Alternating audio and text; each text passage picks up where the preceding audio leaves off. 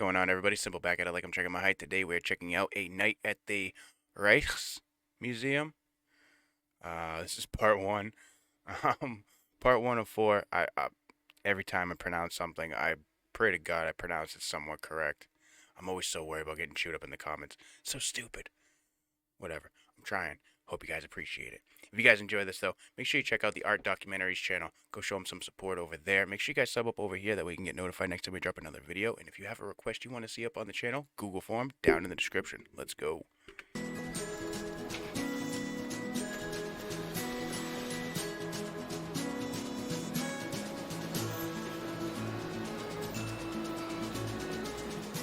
As the French philosopher Descartes said, God made the world, but the Dutch made Holland, and there's nowhere more uniquely beautifully Dutch than Amsterdam, this wonderful city that seems almost to float on the water. But for the last 10 years, this has also been a city with a gaping cultural hole where its heart should be. This is the Rijksmuseum, one of the world's great museums, Holland's equivalent to the National Gallery or the Louvre, and yet, for the last 10 years, it's been closed to the public, undergoing a massive restoration. Okay. This was back in 2013 this was posted, was a big hole in the national life. We missed all these beautiful things. Can you imagine the French rolling the Mona Lisa through the streets? Only in Holland would this happen. I consider the Rijksmuseum the nucleus, or more or less the egg we crawled out. There are very few countries where the National Museum has been entirely rethought, reinvented. It really is amazing. Everybody's very excited in having it open again. I know nothing The about it. I'm national pretty. treasures Oh, yeah. of Dutch people are inside this museum. No Wow. way. That's what's there? Unbelievable. For over a decade, people all over the museum world, but above all, the Dutch people have been waiting, but now the wait is over. So join me on a journey to rediscover the treasures of a great nation.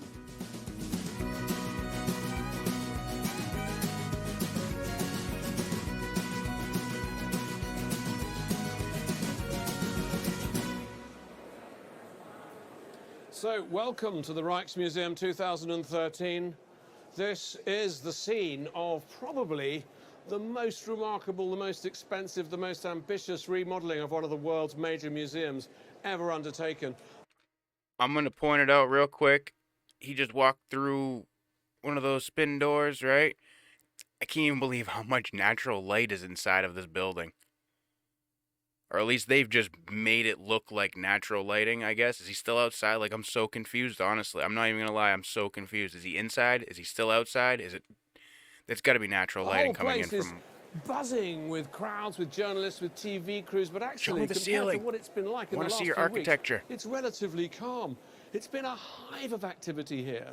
They've been frantically putting the last touches to their great museum, and we have had a backstage pass. Over the last few weeks, we've been privileged enough to watch how the Dutch have reinvented their single greatest monument to their past. Maybe it's just the lighting that they have set up. I'm getting too involved in how the ceiling's built.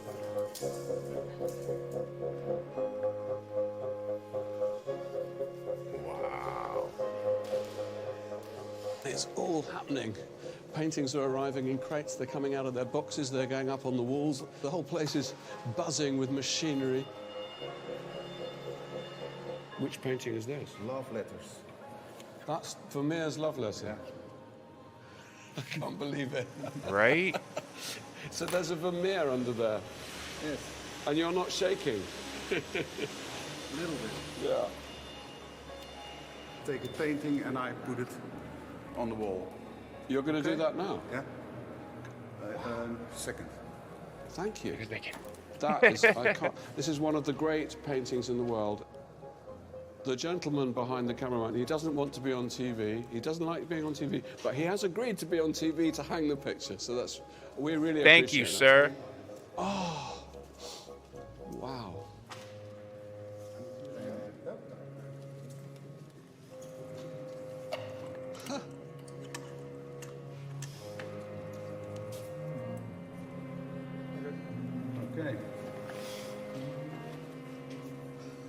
last two people to probably ever really handle that painting. Painted yesterday.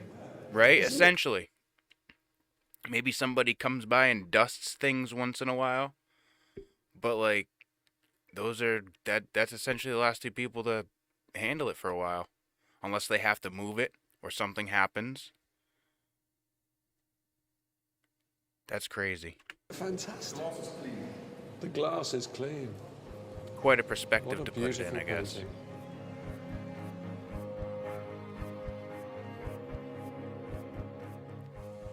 Now, the Rijksmuseum's collections are jaw-droppingly rich and varied. There are treasures from Asia and the Far East. There are masterpieces of painting like this, Monet, or over here, a wonderfully piercing self-portrait by none other than Vincent van Gogh. But this is also a museum with a single overriding mission: to tell the story of the Dutch past, to bring Holland to life.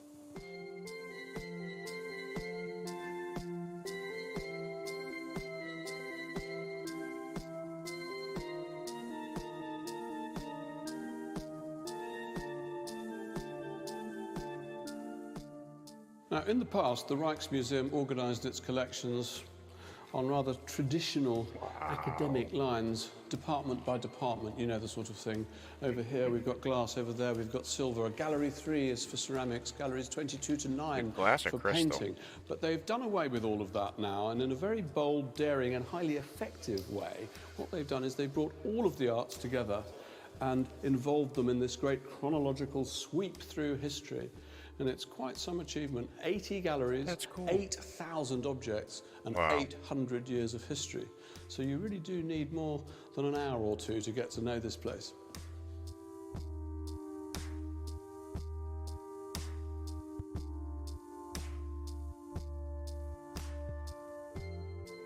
The Rijksmuseum is about the Dutchness of Dutchness.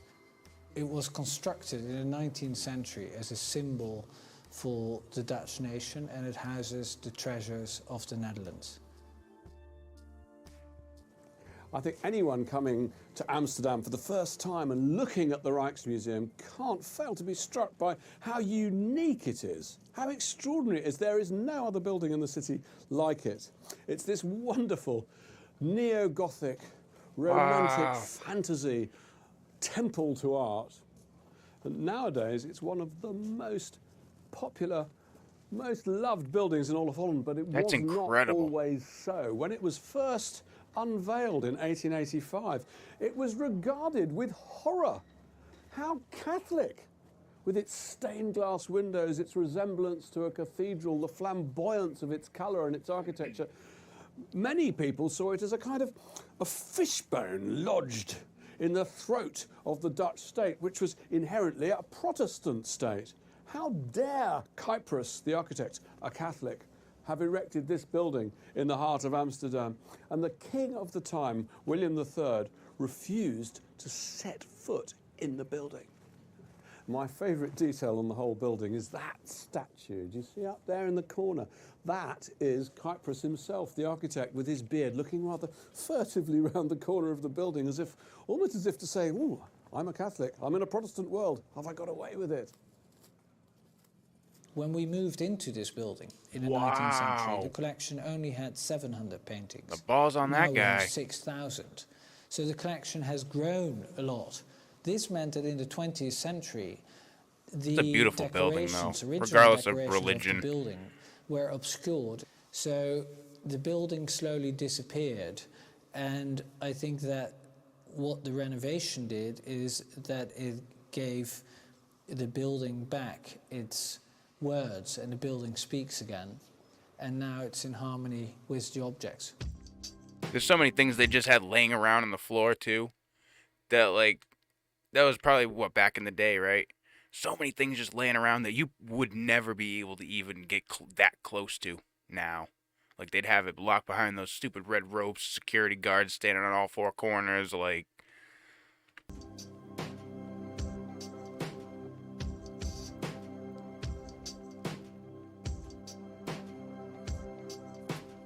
Amazing. What's the cage in the middle? Why is there... What's that for?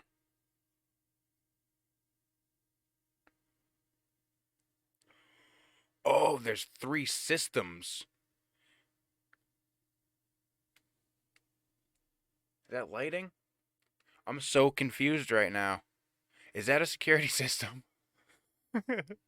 Tell me it doesn't look like one though, right? If it's not, it's gotta be. No, people be able to fit through that though. I don't know. Now, I remember coming to the Rijksmuseum 20 years ago, and believe me, the transformation is truly It's mind-boggling. lighting. Look at this great central Could you imagine if that was a courtyard, full of security light, system, space, though? a sense of air. Where I'm standing used to be underwater. Now, when they decided to modernise and renovate this vast building, there were to be no half measures. Large parts of it were completely gutted. In the beginning, the process was supposed to take 3 years. Long enough, you might think. In the end, it's taken them 10 years to complete, which gives you some idea of the many obstacles they had to overcome.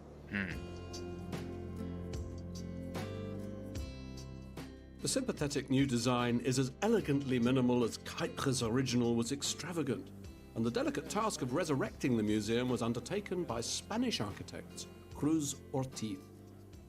Being asked to design the new Rijksmuseum, it's not quite like being asked to walk on water, but you've certainly been asked to build on water. Last time I was here, there was a canal down there. Yeah. What have you done with it? It was the sea. Actually, it was not a canal. Yeah, when you dig more than 1.5 meters in Amsterdam, you are under the level of the sea. So actually, you have all the water pouring up. And now this building has risen, Yes. almost sort of from the ashes of its former self. It strikes me that you've been very sensitive to the original architecture. This building is a perfect example of the interest of the architecture at the end of the 19th century. When doing this kind of task, you pay a tribute, let's say that way, to the existing building. Now, the whole project was scheduled for completion in 2008.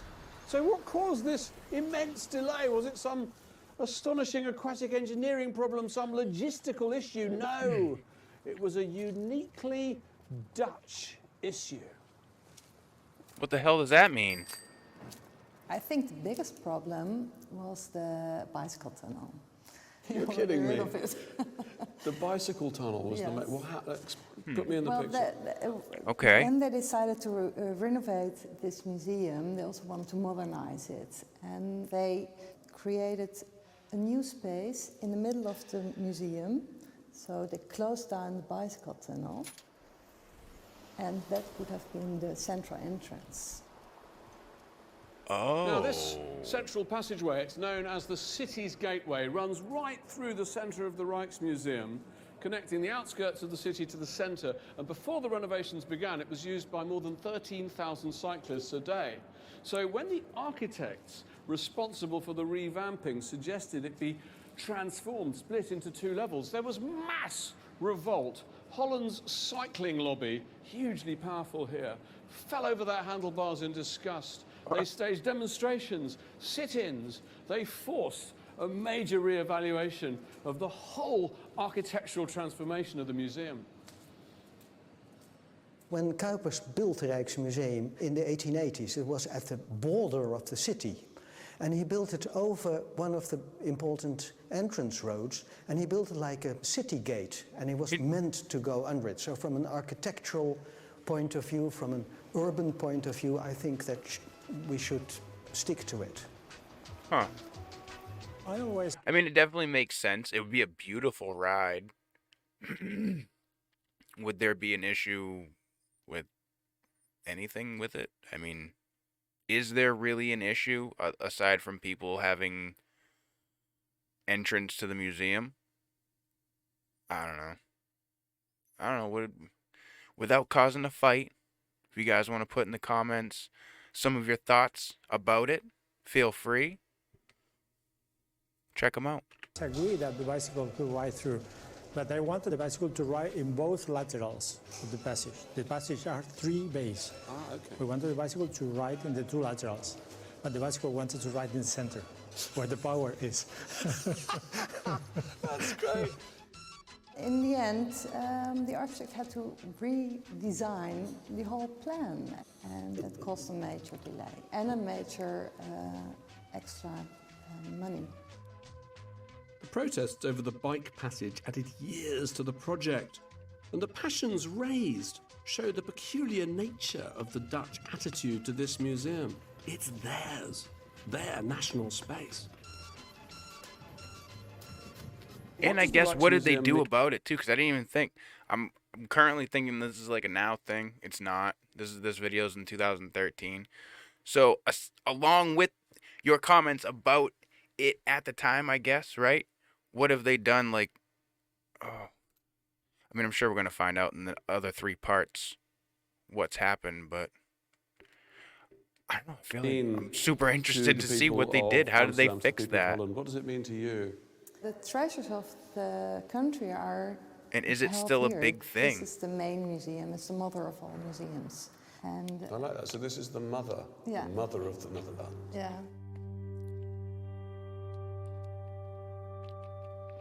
We should consider it as our own national identity and the basis where we come from. If we consider this a museum for foreign people or for once every 10 years to visit, we will lose our identity, definitely. We're facing times where we look for our identity. Well, it's here, and it was locked. We lost our concept of what it is to be Dutch, where our cultural identity derives from. We lost it all, and we have to be proud of our Dutch culture. If we understand where we came from, if we go to the Rijksmuseum, look 100% agreed. What was our basis? Don't let the history die, because when you do, that's when history starts repeating itself and things can come up. Like, history repeats itself because we forget. Remember that. And we have to be proud of our Dutch culture. If we understand where we came from, if we go to the Rijksmuseum, look thoroughly. What was our basis? Where did Vermeer come from? Rembrandt, etc., Mondrian. Especially now, we needed our art. I think it's just fantastic. But what do you think? It really is amazing. It's hung very beautiful with the colors on the wall, on the places where they renovated the original details. It's been very, well, amazing. The starry sky. Did you see the starry sky from Yes. It's dazzling. All the way from Glasgow. Yeah. That's our contribution.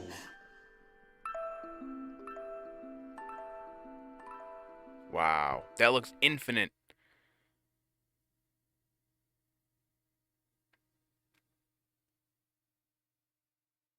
That's so cool.